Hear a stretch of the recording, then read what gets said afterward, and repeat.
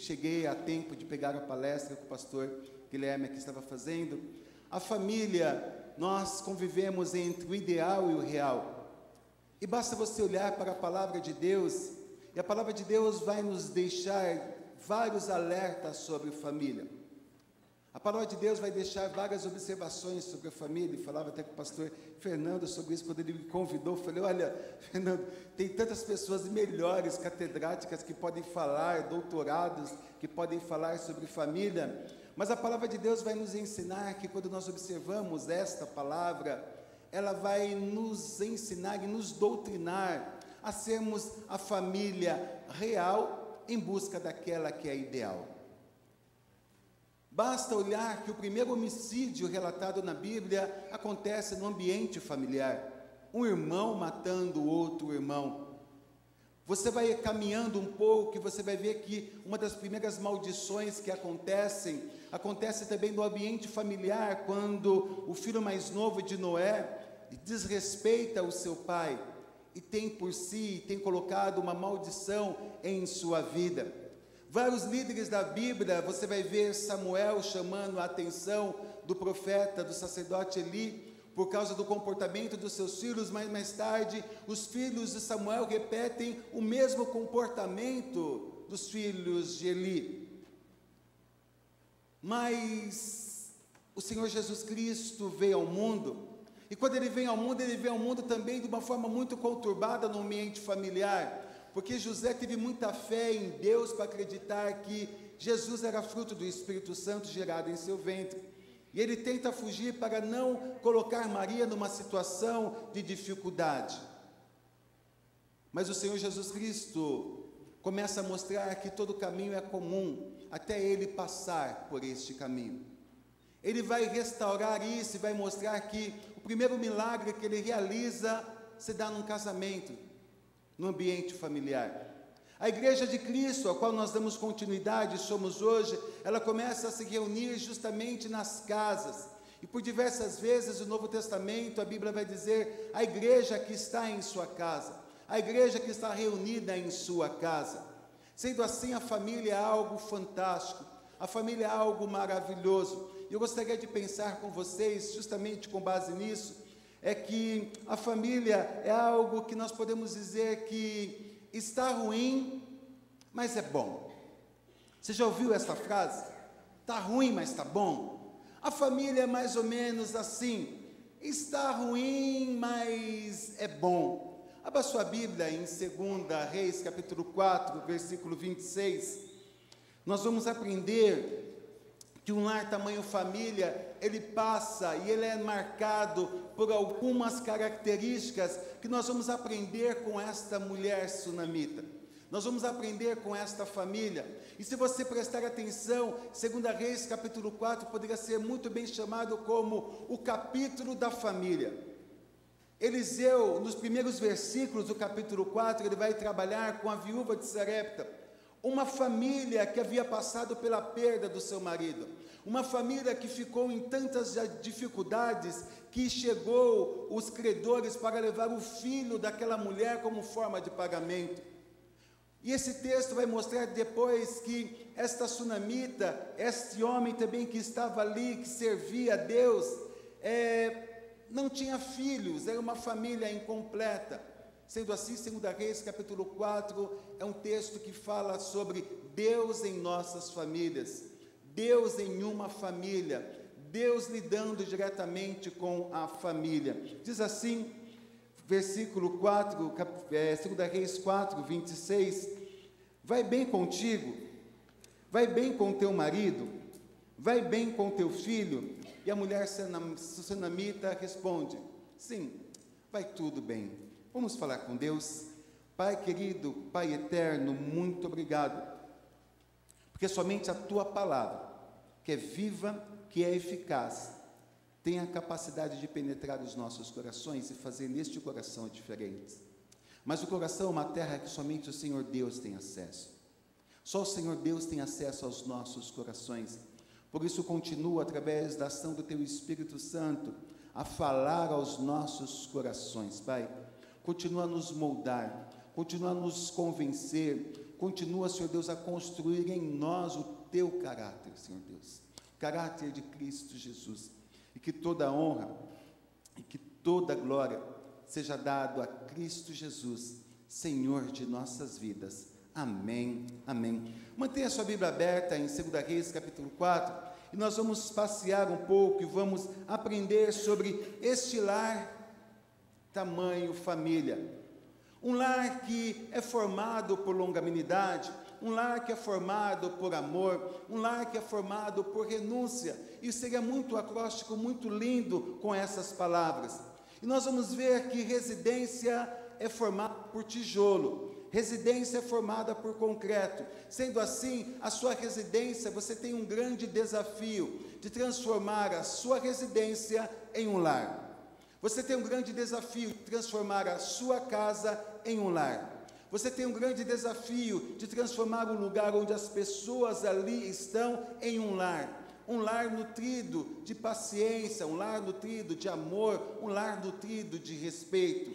Casa se constrói com tijolo, com cimento. Lar se constrói com longanimidade, com amor, com respeito, com renúncia. E nós vamos aprender, à luz da palavra de Deus, sobre o lar desta família, desta mulher chamada Sunamita. E uma das coisas que nós podemos aprender, em primeiro lugar, olhando para este texto, que um lar tamanho família, ele é formado, é unido por pessoas de boas ações, é unidas pelas boas ações. Quando olhamos para os primeiros versículos, os versículos que vão do versículo de número 8 ao versículo de número 10, vai estar narrando o comportamento, a atitude desta mulher sunamita. Eliseu, sucessor do profeta Elias, um dos grandes profetas, e os dois até se misturam, o comportamento e as ações de Eliseu e de Elias e de Eliseu. Eliseu passava sempre por Sunem, estava sempre andando naquela região. E essa mulher sunamita prestava atenção e via que sempre aquele homem estava por ali. E o texto vai dizer que ela fez um convite para Eliseu ir à sua casa, mas o texto vai dizer que não foi um convite qualquer. O texto vai dizer que esta mulher insistiu, persistiu para que este profeta fosse em sua casa tomar um café. Ela teve uma atitude, ela teve uma boa ação para com este homem. E o texto vai dizer que todas as vezes que Eliseu passava por aquela região, Eliseu então passava a ir na casa desta mulher, deste casal, para ali tomar café. Mas mais do que isso, o texto vai também dizer que esta mulher, no versículo de número 9, no versículo de número 8, no versículo de número 9, 10, essa mulher estava disposto, e este homem estava disposto, junto com seu marido, a ir além, mostrar que tudo que eu faço de bem para uma pessoa, eu posso ainda melhorar as minhas boas ações. A palavra de Deus diz que Deus nos criou, a palavra de Deus diz que Deus nos destinou para as boas ações, e diz também que os homens, vendo as nossas boas ações, as nossas boas atitudes, eles devem glorificar a Deus, o nosso Pai. Queridos, o nosso lar deve ser unido pelas nossas boas ações. Os membros da nossa família devem ser unidas pelas boas atitudes. Aquilo que eu gosto, aquilo que nós gostamos como família, nós vamos investir mais tempo fazendo isto junto. Eu e você, nos nossos lares, nós devemos levar as nossas famílias a investir tempo, a fazer junto boas ações para com o próximo. Esta mulher, ela observa a Eliseu e diz: olha, eu sei que este homem é um homem santo de Deus.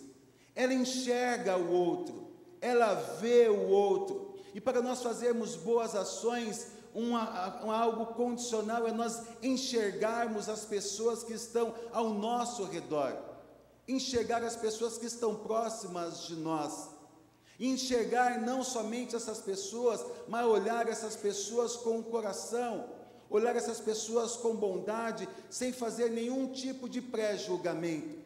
Essa mulher teria todos os bons motivos para não ajudar a Eliseu.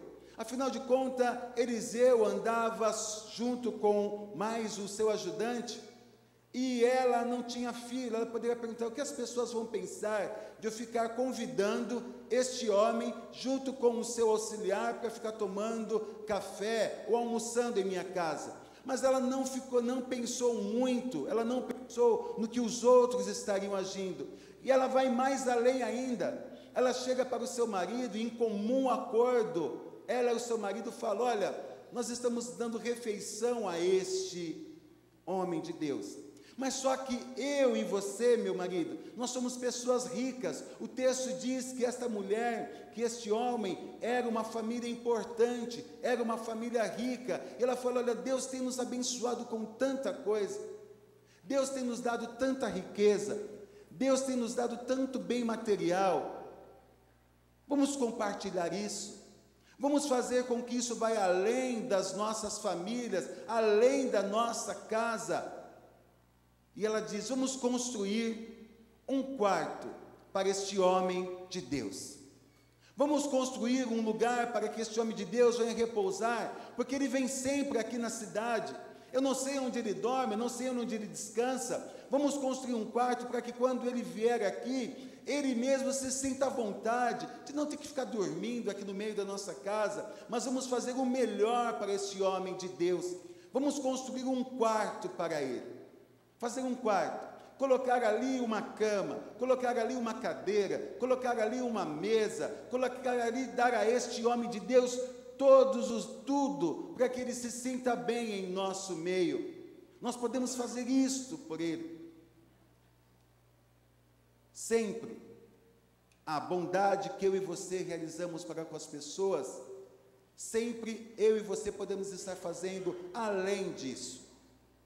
Sempre há algo que nós estamos fazendo de bom, que nós podemos fazer com excelência. A bondade não deve ter limite, a bondade não deve ter uma cota. Olha, já ajudei demais, já fiz demais. Mas, por outro lado, muitas vezes nós não ajudamos porque temos bons motivos para não ajudar. Você reparou que você sempre terá bons motivos justos para não ajudar as pessoas? A exemplo da parábola do bom samaritano, aquele sacerdote, aquele levita que por ali passou, ele tinha bons motivos para não ajudar aquele homem que foi assaltado e estava ali jogado. Afinal de contas, ele estava indo para Jerusalém. Aquela pessoa foi assaltada, estava ensanguentado e talvez como aparentemente semi-morto. Se ele fosse ajudar aquele homem, ele teria que tocar naquele homem. A tocar no sangue, o sacerdote seria considerado impuro. E se tivesse morto, então, impuro. Se você pensar bem, ele tinha bons motivos para não ajudar aquela pessoa. E motivos teológicos ainda. Eu e você, queridos, nós temos às vezes motivos bíblicos para não ajudar as pessoas. Nós citamos até a Bíblia para não ajudar as pessoas. Olha, a Bíblia diz que digno é o obreiro do seu salário, e por analogia, o homem deve ser digno do seu salário. Então, eu sou contra a Bolsa Família, eu sou contra a ajuda, porque a pessoa deve merecer o pão que recebe em sua mesa. A pessoa deve fazer por onde? Então, eu não fico dando peixe para as pessoas, eu ensino a pessoa a pescar, mas quando o rio está seco, para que adianta você dar uma vara para a pessoa? Eu e você sempre vamos ter bons motivos para não ajudar as pessoas, mas se tivermos o olhar de Jesus Cristo, que sempre enxergava o melhor das pessoas, nós sempre teremos bons motivos para ajudar as pessoas. Há uma frase que diz, que eu aprendi com o pastor Guilherme no culto de quarta-feira, quando ele pregava sobre misericórdia, que diz que os olhos mostram aquilo que estão na nossa alma. Os olhos são um espelho da alma. A forma como eu olho para a pessoa, a forma como enxergo a pessoa, demonstra de uma forma muito clara aquilo que está no meu coração. Um lar tamanho família é aquele que olha para as situações, olha para tudo que está ao seu redor e chega à conclusão de que, olha, nós podemos fazer mais do que estamos realizando.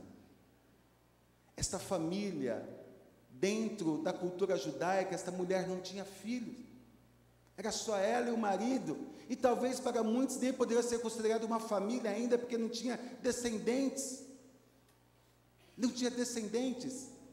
mas só que essa família vai nos ensinar que o verdadeiro tamanho de uma família, aqui eu e a família Herculano podemos dizer isso, não é? Que lotamos um banco é da igreja. O verdadeiro tamanho de uma família não é contada pela quantidade de membros, de quantidade de filhos que repousam dentro de uma casa, mas pelo tamanho dos nossos atos, pelo tamanho das nossas ações, para onde as nossas ações chegam, aonde elas alcançam.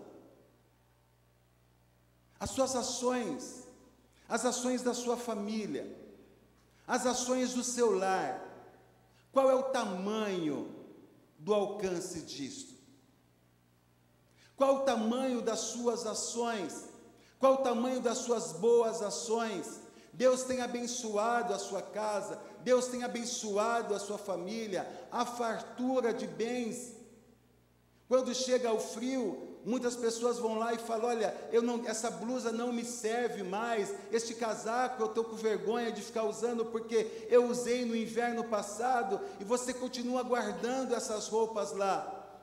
Que tal, querido? Que tal você começar a mostrar que o tamanho da sua família é tão grande, que ela alcança pessoas aonde você nem sequer imagina. A bondade da sua família é capaz de atravessar o mundo e chegar lá em Moçambique, é capaz de chegar lá na Casa Rosa, onde vocês têm ajudado, é capaz de chegar em diversos lugares onde estão precisando. Essa mulher não pensou somente nela, mas ela olhou nos bens que Deus tinha colocado na vida dela e falou, é impossível que Deus tenha me abençoado tanto para eu ficar com tudo isso para mim. Eu vou aumentar a minha família. E ela aumentou a família dela, fazendo boas ações. Ela trouxe para perto de si, ela aumentou fisicamente a casa dela, porque o coração dela era um coração grandioso. Os nossos filhos, as nossas famílias, nós devemos aprender a conviver e ensiná-los a praticar o bem. Não praticar o bem esperando de volta, mas praticar o bem porque é o correto, é o melhor que deve ser feito. Nós vivemos em tempos em que fazer o bem, fazer a coisa correta, parece mais ou menos um assistencialismo, coisa de esquerda, coisa de governo. Queridos, fazer o bem mostra aquilo que está no seu coração. Fazer o bem é a pregação que você faz para as pessoas que estão ao seu redor. Através das suas boas ações, as pessoas vão conhecer ao Deus que você serve. Através das suas boas ações, as pessoas vão aprender a glorificar a Deus, porque de alguma forma elas foram tocadas através das suas boas ações pelo amor de Deus, pela bondade de Deus. Eu sei que você está falando, olha, minha mulher, pastor, o senhor não sabe o que isso está provocando. Minha mulher vai chegar em casa, vai pegar todas as minhas roupas que eu não uso e vai dar para todo mundo, e eu vou ter que comprar tudo de novo. Querido, se Deus tem te abençoado financeiramente e que você tenha condições de comprar tudo de novo, que o faça. Deus só multiplica aquilo que nós colocamos em uso no reino dele. Deus não multiplica aquilo que fica parado. Mas quando nós colocamos em bem para o reino de Deus, para abençoar a vida das pessoas, Deus vai nos abençoando. Não porque nós merecemos, mas porque Ele tem prazer em fazer isso. Em segundo lugar, nós vamos ver que uma família, um lar, tamanho família, aquilo que valoriza o necessário. Versículos de 12 a 17. O profeta fica constrangido e ele pede para o seu ajudante chamar a mulher e falar, olha, pergunta para essa mulher se tem alguma coisa de bom que eu possa fazer por ela. porque ela tem agido com tanta bondade para conosco, que eu estou aqui constrangido, eu quero fazer algo de bom para esta mulher. E ele pede para perguntar, olha, vai lá e pergunta para esta sunamita, vai lá e pergunta para ela, olha, versículos, você tem tudo aqui, não te falta absolutamente nada. No versículo de número 15, versículo de número 16, ela fala, olha, eu estou no meio do meu povo, eu estou na minha casa, eu estou com a minha família, eu não preciso de mais nada. Queridos, esta mulher e esta família vai nos ensinar a nos contentarmos e valorizarmos o que é necessário. Esta mulher vai diante de um homem de Deus, que ela sabia que era um homem de Deus. Ela se recorda, ela traz à sua memória aquilo que ela tinha. Ela não traz à sua memória aquilo que ela não tinha.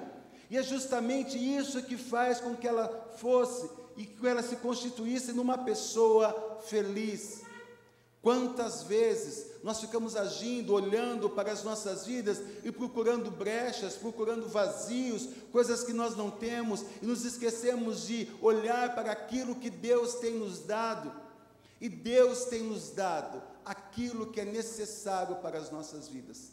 Todas as noites o meu filho me obriga a cantar com minha voz desafinada uma música do Mogli que diz: somente o necessário, o extraordinário é demais. Toda noite eu tenho que cantar isso com ele, mas como eu tenho aprendido com isso, a toda noite aprender que Deus sempre dará para a minha vida, não aquilo que eu preciso, não aquilo que eu quero, não aquilo que eu quero, mas aquilo que eu preciso de acordo com a vontade dele, que é o necessário. É como Salomão vai dizer: Senhor, não te peço a riqueza para que, tendo tudo, eu venha me esquecer de ti. Não te peço a pobreza para que, não tendo, eu venha roubar e venha negar o teu nome. Mas te peço somente um necessário. Um necessário. Queridos, esta mulher vai diante de Deus, está diante de um profeta e diz: olha, pede qualquer coisa. O que você precisa? Eu creio que eu, no lugar dela, falava: olha, eu não tenho filho, eu sou rico, eu quero ter 12 filhos, isso é 12 filhos, igual a tribo de Israel, 13 para superar, para ficar lembrado, para entrar na história, 13 está bom, não é? 13 não, 14, 13 lembra coisa ruim, 14 é melhor, tá, 14, mas não, ela não faz isso, ela simplesmente diz: olha, eu tenho meu marido, eu estou no meio do povo, eu tenho dinheiro, eu tenho a minha casa, eu tenho vocês que são meus amigos, o profeta, o homem de Deus, eu não preciso de absolutamente mais nada. E é justamente isso que o Salmos 23 vai nos ensinar: o Senhor é o meu pastor, eu não preciso de mais nada, porque Deus já é o necessário para eu ser feliz. E quando falamos sobre o necessário, aí vem a insanidade da humanidade, vem a insanidade do ser humano que perde a sua saúde para ganhar dinheiro, e depois perde todo o dinheiro para recuperar a saúde. Aí vem a insanidade de nós não sabemos valorizar as coisas que estão ao nosso lado, as coisas tão simples. As melhores lembranças que eu tenho do meu pai, não é meu pai me dando dinheiro, não é meu pai chegando com o carro novo em casa, mas as melhores lembranças que eu tenho do meu pai são em coisas tão simples, de ele trazer o pão doce, que eu gostava, dele saber que eu tinha uma dificuldade enorme com matemática, e quando tinha a lição de matemática, ele sentar do meu lado e ficar ali olhando e tentando me ajudar, de ele perceber que o filho dele estava sentado sozinho lá na igreja, e ele pegar, colocar eu para sentar lá no púlpito do lado dele. Nossa, eu me sentia a pessoa mais importante do mundo naquele momento. Quanto custa isso? Quanto custa dar atenção? Quanto custa mostrar para a pessoa que ela é importante? Quanto custa mostrar para Deus que você é grato por ter o necessário?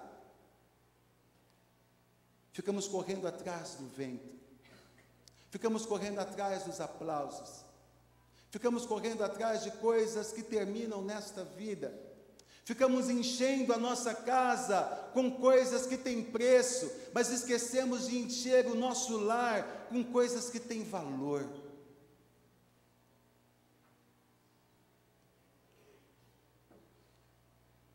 temos que enxergar, temos que abrir os nossos olhos e ter a certeza, querido, que quando você olhar para a sua vida, quando você olhar para a sua família, você pode ter certeza plena e absoluta que o Deus, o eterno Pai, sempre, sempre colocou, coloca e colocará na sua família o necessário para você em tudo dar graças a Ele.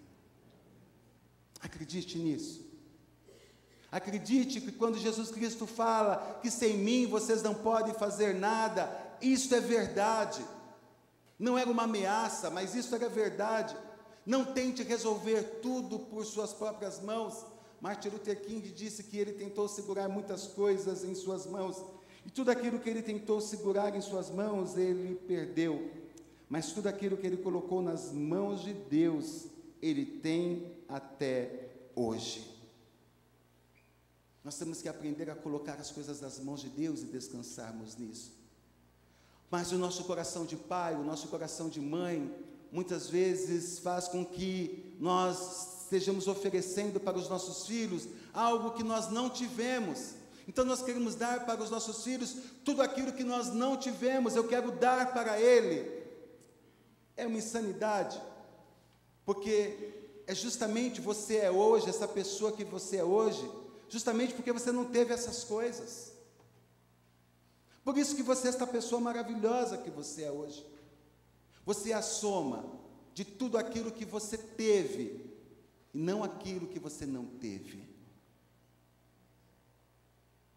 Por isso, pais, não se culpem, e nós, pais, temos por hábito isso, não se culpem, quando você não pode dar ao seu filho aquilo que ele quer. Acredite que Deus colocará no seu lar, na sua família, aquilo que é necessário para isso, aquilo que é necessário para vocês. Talvez você corre a vida inteira, e diz, olha, eu só vou ser feliz o dia que eu parar de pagar aluguel e entrar na minha casa própria. Eu creio que você condicionar a sua felicidade a coisas que você vai conquistar é algo muito perigoso. Condicione a sua felicidade àquilo que você tem, àquilo que você é. Você é filho de Deus, um Deus que tem cuidado de você. Ponto. É algo simples. É algo simples. Não tente dificultar. Não tente tornar as águas turvas para parecer as mais profundas. Andar com Jesus é esta simplicidade mesmo. Eu dependo dele, ele sabe daquilo que eu preciso, e diariamente ele vai provendo isto para o meu lar, para a minha família. Não tem equação, não tem equação, não tem tradução. O que tem simplesmente é você acreditar nisso. Finalizando, um lar tamanho família é um lar que, por muitas vezes, é um lar que fica vazio por perdas. O profeta falou, olha, você não tem um filho, a essa altura, o ano que vem você vai estar embalando o bebê. Essa mulher fala para o profeta, olha, até hoje eu acreditava que o senhor era o homem de Deus, mas o senhor está mentindo.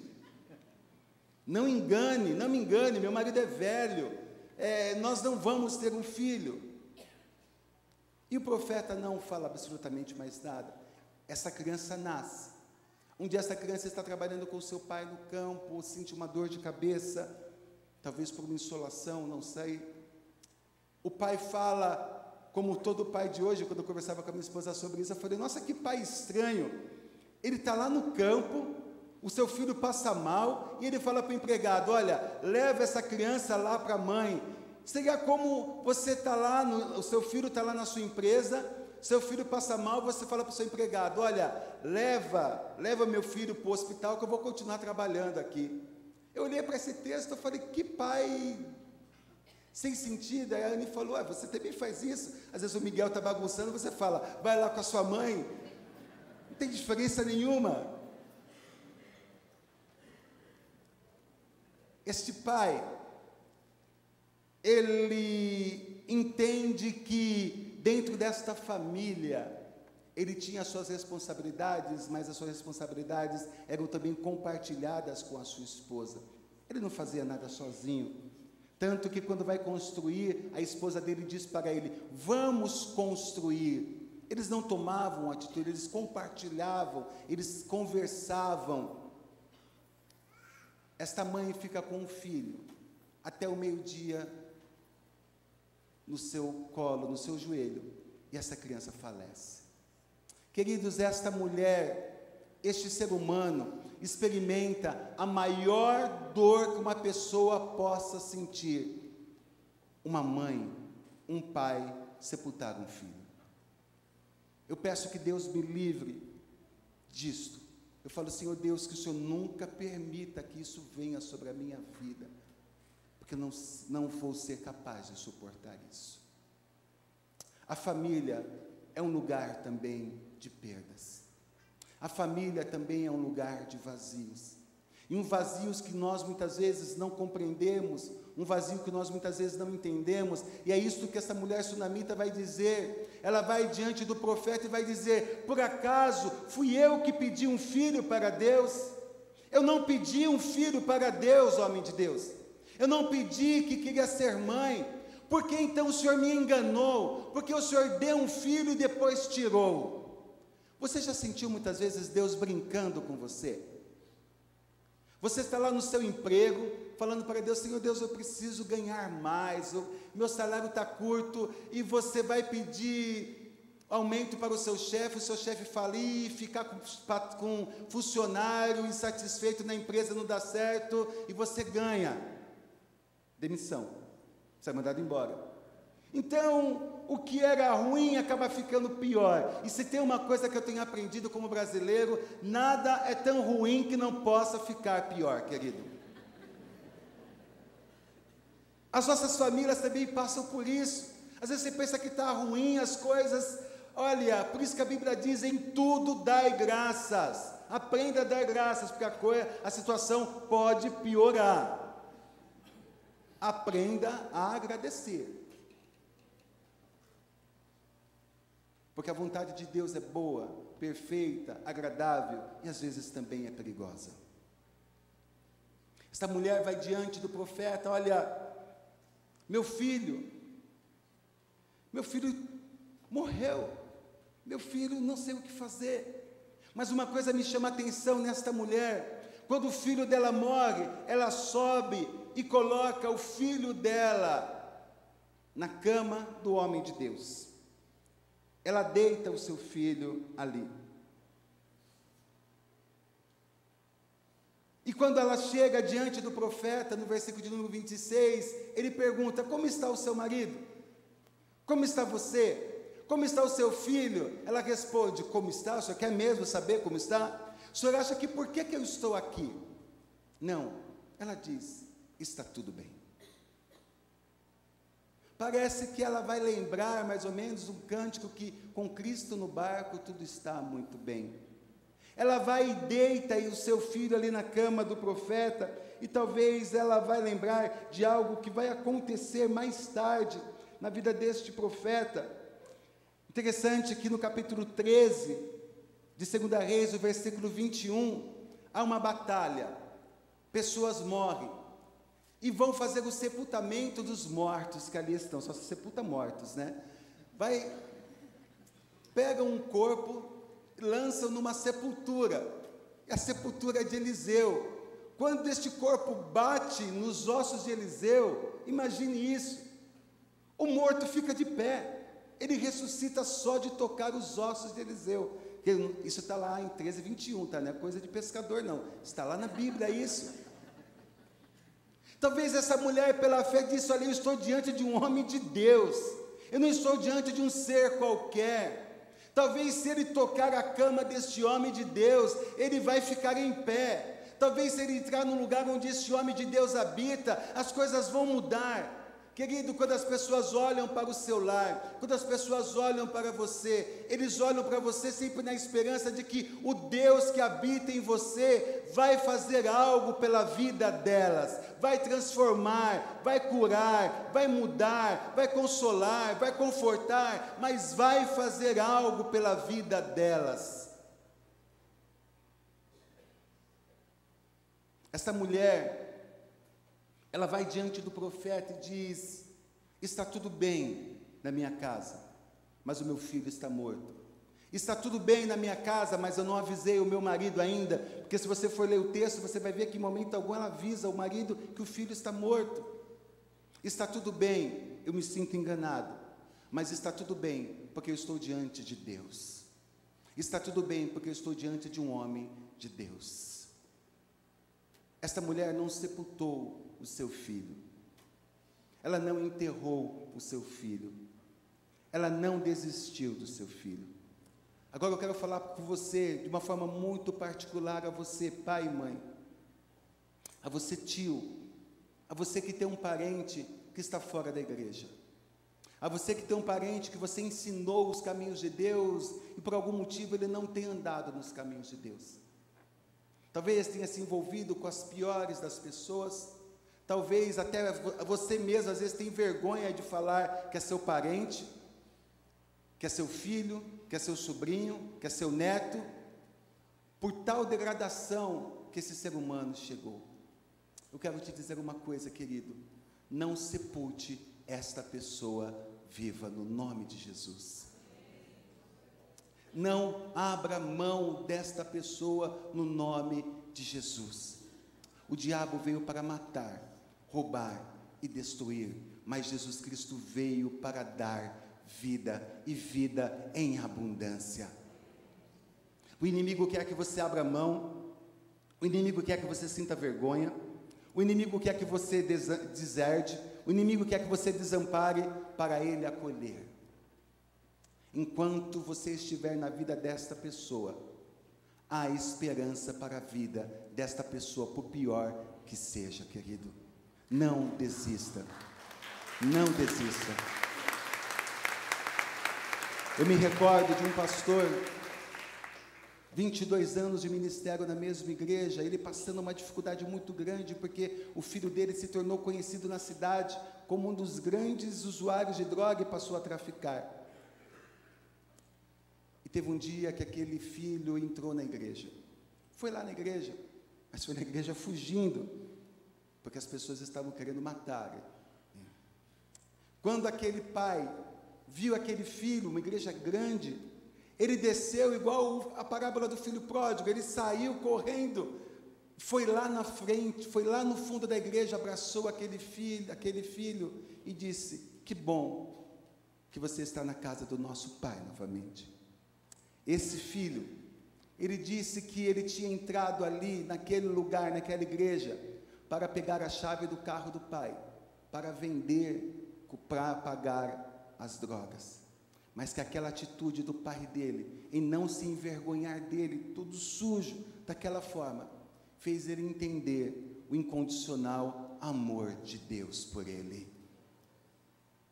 O seu filho, a sua família, os seus parentes serão tocados pelo amor de Deus através da sua vida, querido. Às vezes nós queremos algo sobrenatural, que Deus mova, que Deus dê um sopro de amor, de perdão sobre a nossa casa, e esse sopro de amor e de perdão está lá todos os dias. O milagre de Deus somos pessoas como eu e você, que não vamos sepultar aqueles que já desistiram da vida, aqueles que estão perdidos, aqueles que não se encontraram. O profeta vai na casa desta mulher, o filho desta mulher volta à vida, volta a viver, mas só que no versículo 27, essa mulher, ela abraça o pé, ela se lança aos pés deste homem de Deus. Eu e você, como família cristã, como pessoas de Jesus Cristo, não estamos isentos de passarmos por adversidades nessa vida. Não estamos isentos de passar por frustrações. Não estamos isentos de passar por decepções. Mas a grande diferença é como eu e você vamos lidaremos com isto. Esta mulher me ensinou que eu posso ficar vazio de bens, eu posso ficar vazio das coisas que Deus me dá, mas eu nunca poderei ficar vazio da presença de Deus na minha vida. Enquanto Deus estiver presente na minha vida, eu saberei lidar com todas as perdas que a vida, que o viver impõe a mim e a minha família. Esta mulher se esparrama na presença de Deus. Uma mulher rica que não tem nenhum tipo de constrangimento de se derramar na presença de Deus. Ela sabe o quanto que custaria fazer tudo isso. E eu te pergunto, o quanto que nós estamos dispostos a fazer para ter a situação das nossas famílias revertidas, os problemas da nossa família revertida. Ela vai diante de Deus, ela se esparrama diante de Deus, mas só que ali era uma família que entendia que tudo que ela tinha, tudo que ela possuía, ela poderia compartilhar com as pessoas. Se você está triste, comece a fazer o bem para as pessoas, como rapidamente você fica alegre. Se você acha que não vale a pena viver, comece a conversar com as pessoas, se relacione com as pessoas, procure ajudá-las, para você ver como tem muita coisa boa na vida, neste mundo maravilhoso, que vale a pena você continuar nele. Esta mulher, assim como eu e você, ela construiu um espaço dentro da casa dela para um homem de Deus. E eu e você, nós temos que aumentar o espaço da nossa casa, aumentar o espaço da nossa família, para trazer Deus para dentro dela. Ela jamais pensou que aquele quartinho que ela fez para o profeta faria tanta diferença na vida dela. Nem toda casa tem um closet que você pode tirar todos os sapatos dali e fazer o quarto de oração. Nem toda casa tem um deck que você pode fazer dali o seu cantinho sossegado para o seu momento com Deus. Mas toda casa tem um homem que precisa de Deus, e tem um Deus que está em busca de pessoas que estão procurando por Ele. Isso faz total diferença. Isso faz a diferença na sua vida, querido. Abra espaço na sua casa. Alargue a sua casa. Aumente a sua casa, para que Deus tenha toda a liberdade de agir na sua família. Permita Deus ser Deus na sua família. Está ruim? O mundo diz, está ruim, mas está bom. O cristão diz, está ruim, mas é bom. Não está bom, é bom, e sempre será bom, porque o eu sou está presente na minha casa, e Ele não faz as coisas estar bem, Ele faz as coisas ser bem para todo sempre, porque o bem da minha família não está condicionado às coisas. O bem da minha família é a presença de Deus, é o meu relacionamento com Jesus que eu tenho no dia a dia com Ele. Como está seu marido? Como está sua casa? Como está o seu filho? Como está a sua família? Que pela fé, querido, você diga nesta manhã, está tudo bem, porque Jesus Cristo está presente ali. Baixe sua cabeça, eu gostaria de orar com você, mas antes de orar, eu gostaria de trazer um desafio à sua vida.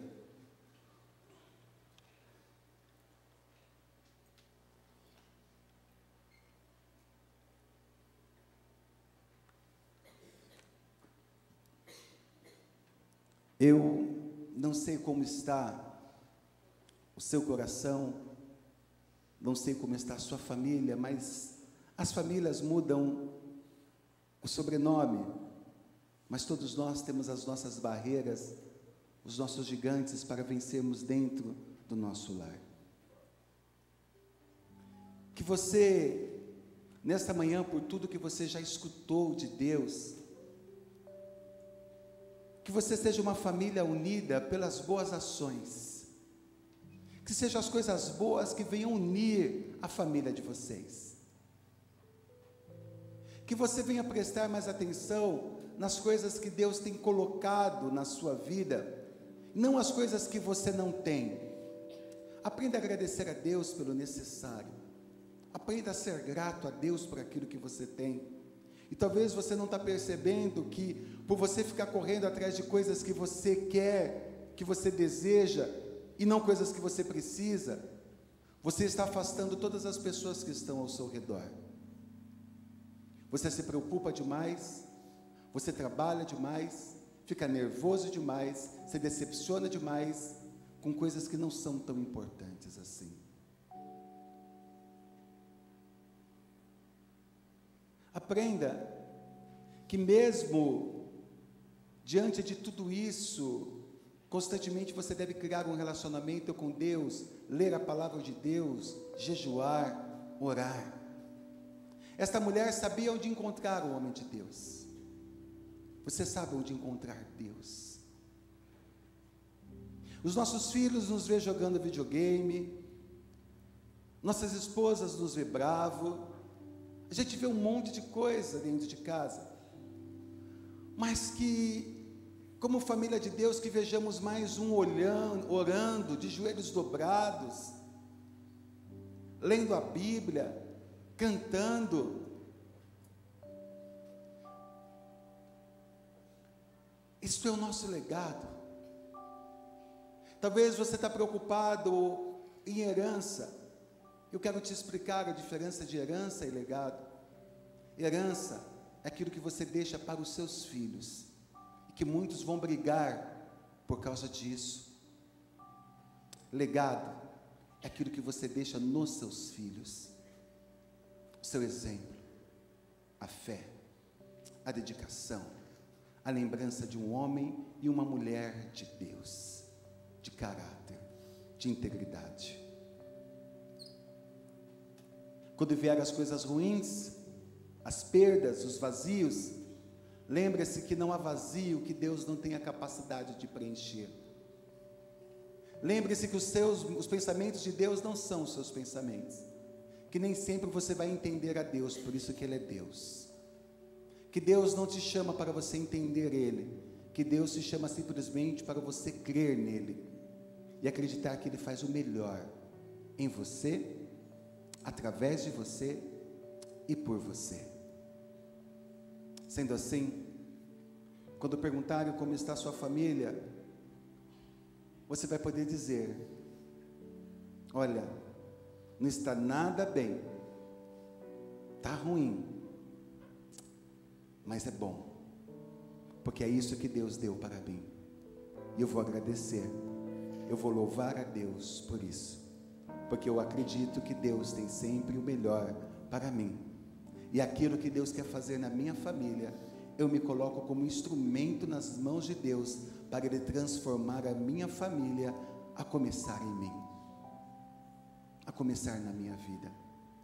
Eu vou abrir um espaço, eu vou criar um espaço para o agir de Deus na minha família. Eu vou criar um quartinho na minha casa para trazer Deus para dentro dela, não para passear, mas para morar. Pai, toda honra, toda glória seja dada a Ti, e que nesta manhã saiamos daqui, Senhor Deus, maiores na Tua presença, maiores na Tua presença, Pai querido, com a certeza que o Senhor Deus busca, através das nossas vidas a cada dia, que venhamos fazer as coisas boas, que venhamos compartilhar com as pessoas, que venhamos entender, Pai, que sobre todas as situações da nossa família, o Senhor Deus está reinando, e que o Senhor quer que tão somente que nós venhamos crer e acreditar, que por pior que esteja a situação, está bom, porque o Senhor Deus está ali presente, e pode reverter tudo e a todos. toda honra e toda glória seja dada a Ti, Senhor de nossas vidas, no nome santo de Jesus, amém